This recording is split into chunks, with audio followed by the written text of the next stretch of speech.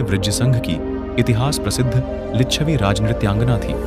इनका एक नाम अम्बपाली या अम्बपालिका भी है।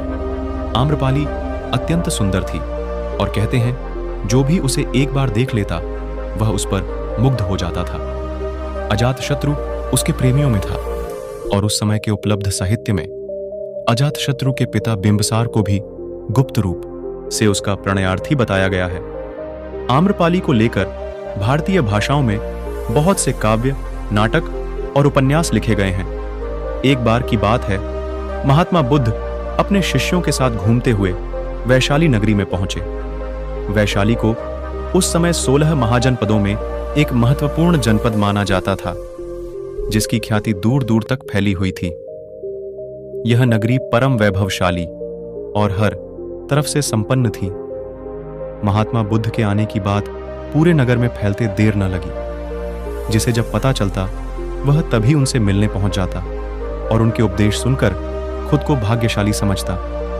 बुद्ध का चरित्र ही ऐसा प्रभावशाली था कि उनसे प्रभावित हुए बिना कोई नहीं रह सका। उस नगर की गणिका और राजनर्तकी आम्रपाली भी बुद्ध से मिलने की इच्छुक थी।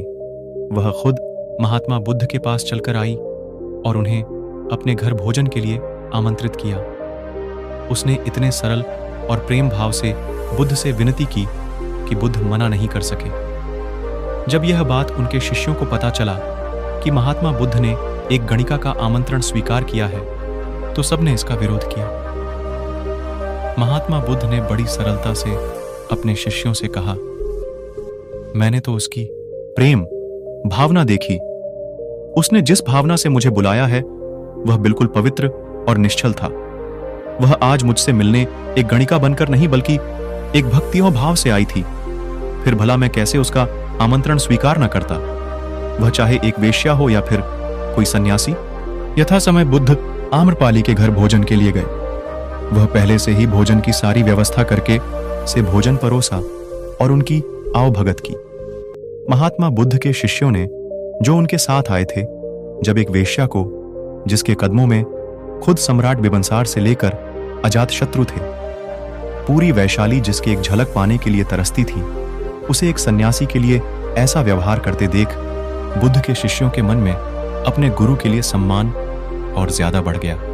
आम्रपाली ने महात्मा बुद्ध के व्यक्तित्व के बारे में जैसा सुना था, उनसे मिलने के बाद वह उससे ज्यादा प्रभावित हुई और उसी समय वह बुद्ध की शरण में चली गई। अपनी सारी संपत्ति वह बौद्ध मठ के नाम करके आजीवन भिक्षुणी बन गई।